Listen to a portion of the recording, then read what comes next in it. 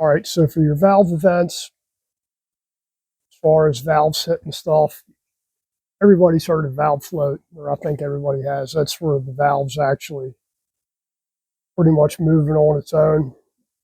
It's either heavy, you've over revved it, and the valve's moving up and down. You got that. You've got valve toss, which is on the ramp up. It actually would actually, because of the way the clearance ramps are cut, it's actually tossing the valve open. So your clearance ramp is coming up and it's moving the valve. And depending on the designer of the cam, you could have a lot of toss or just a little bit. Anyway, all toss is the acceleration rate on the lead end ramp is actually throwing the valve open, kind of overcoming the spring a little bit. And then the exact opposite, you have valve bounce, which is on the exhaust side of the cam. Kind of the same deal as toss.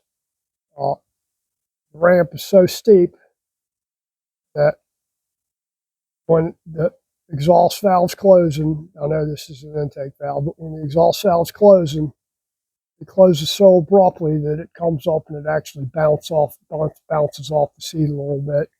I mean, that's a lot. So it doesn't move that much, but a little bit of movement. Just thought I'd mention that. Things to consider.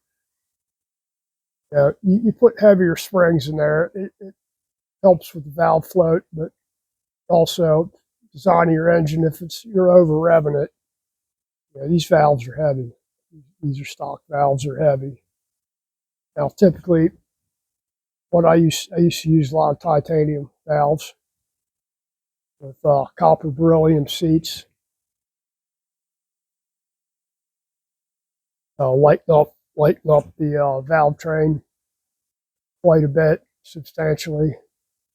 Now, when you do that, you might find that you don't need to run as much spring pressure because you're kind of killing yourself by running extremely high spring pressure that sometimes you just don't need that much. If you lighten everything up, got better control.